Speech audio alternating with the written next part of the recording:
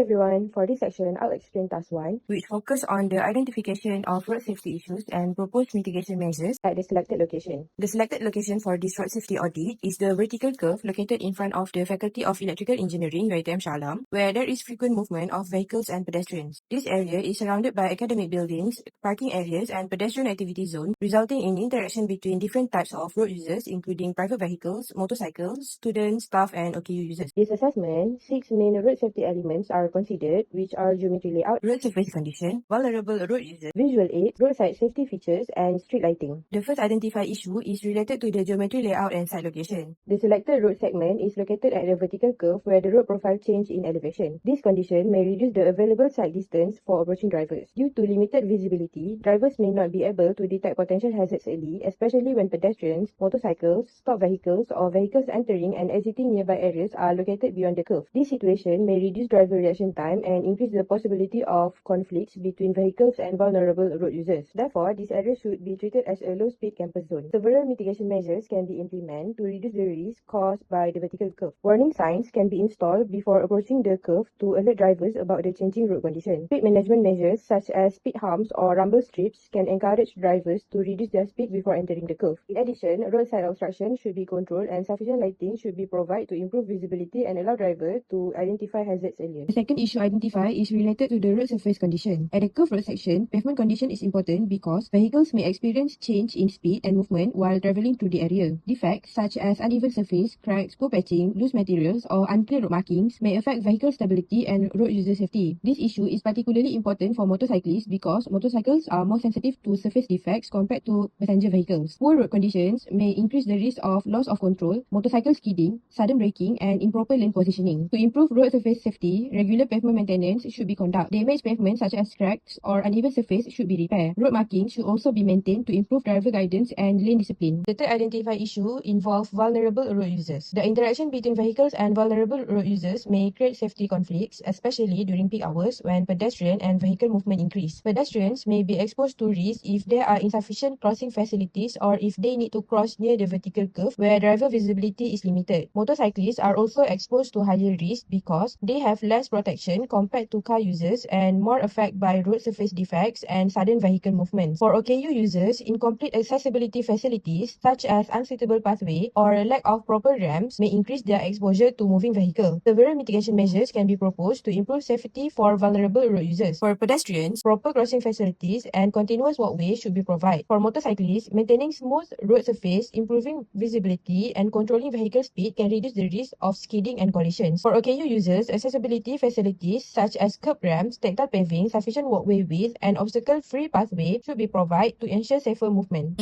The issue is the arrangement of the traffic sign before the vertical curve.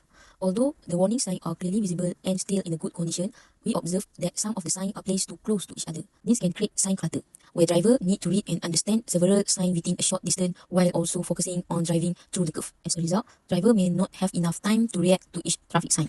According to Arahan Teknik Jalan 2B/85, traffic signs that require different driver action should be placed with enough spacing to give drivers sufficient time to see, understand, and respond safely. Normally, warning signs should be placed about 100 meters before the hazard, or at least 50 meters where space is limited. To improve this situation, we recommend reviewing the sign location based on at ATJ2B/85 guideline. Related sign can also be combined on one signpost where suitable. This will reduce sign clutter, improve driving understanding, and make the warning sign more effective. Then the next issue is the location of the bus stop on the inside of the vertical curve. This area is used by many students every day, so there is a high level of pedestrian activity. Some students may cross the road at a random location after getting off the bus. Since drivers are already focusing on the curve, they may not notice pedestrian early enough, which increase the risk of accident. According to Arahan Teknik Jalan 2B/85, pedestrian facilities should be provided to ensure safe and organized pedestrian movement. As a mitigation measure, we recommend installing pedestrian guardrail along the walkway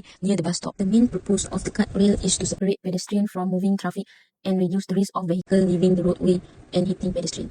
It also guides pedestrians to walk along the designated footpath instead of stepping directly onto the road. In addition, the guardrail helps channel pedestrians to use the designated crossing point, preventing unsafe and random road crossing. This mitigation can improve pedestrian safety, reduce vehicle-pedestrian conflict, and create a safer walking environment for students. The last issue is the quality of the nighttime visibility along the vertical curve. Although street light already installed, the curved road and the busy bus stop require consistent and uniform lighting so that driver can clearly see pedestrian and other road users, especially at night. Poor lighting may reduce the driver's ability to detect hazard early and increase the risk of accident. According to NTJ 29/2015, conflict areas such as curve and bus stop should have adequate lighting to improve visibility and help driver detect hazard early. As a mitigation measure, regular lighting inspection should be carried out to make sure the lighting level meet the required standard. Any faulty street light should be repaired or replaced immediately. If necessary, LED street light can also be installed because they provide better visibility, consume less energy, and require less maintenance. To investigate the speeding issue,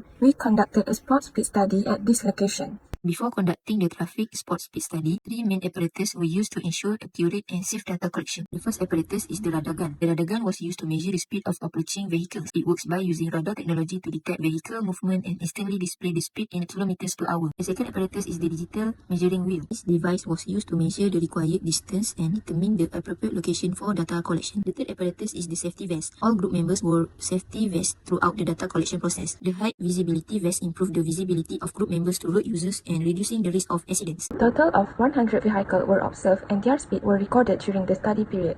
The collected data was then analyzed to determine the speed characteristic of vehicle using this route. In the field study, we follow several safety precautions to ensure our safety. All group members wear safety vests and stay at a safe distance from the traffic lane.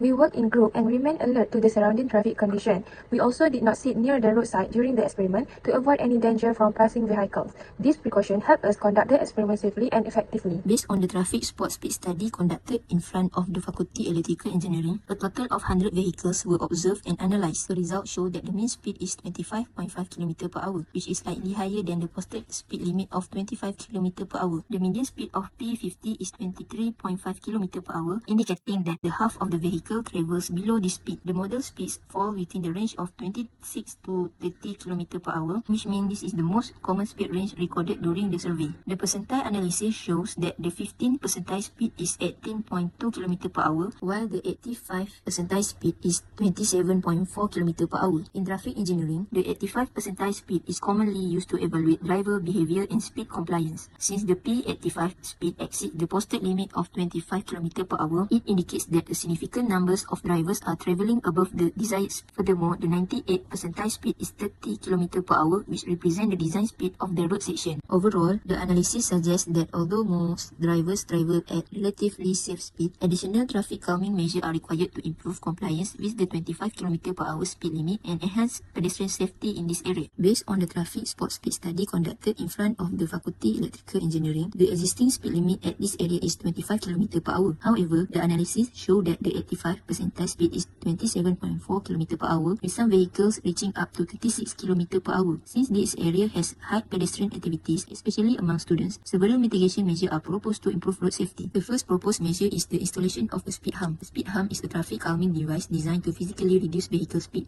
According to JKA Arahan Teknik Jalan 2B/85, speed humps are suitable for areas with pedestrian conflict such as university campus. The installation of a speed hump will encourage drivers to reduce their speed before approaching the pedestrian crossing, with the target operating speed maintained below 25 km per hour. The second measure is the installation of a pedestrian traffic light crossing system. This facility provides a safe crossing opportunity for students and pedestrians. The traffic light allows pedestrians to cross only when the signal is activated, while vehicles are required to stop. This reduces the risk of pedestrian-vehicle conflict and improves safety near the Faculty Electrical Engineering building. The design and placement of traffic control devices should follow the requirements of ATJ 13/87. The third proposed measure is a smart speed display board or radar speed feedback sign. This system detects the approaching vehicle speed and displays the current speed to the driver. If the vehicle exceeds the posted 25 km per hour speed limit, the display will activate a warning message such as slow down with flashing light. This provides immediate feedback to drivers and increase awareness without relying only on enforcement. In conclusion, the combination of a speed hump, pedestrian traffic light, and smart speed display board provide an effective speed management strategy. These measures are expected to reduce vehicle speed, improve pedestrian safety, and create a safer campus environment in accordance with Malaysian road safety guidelines. Thank you.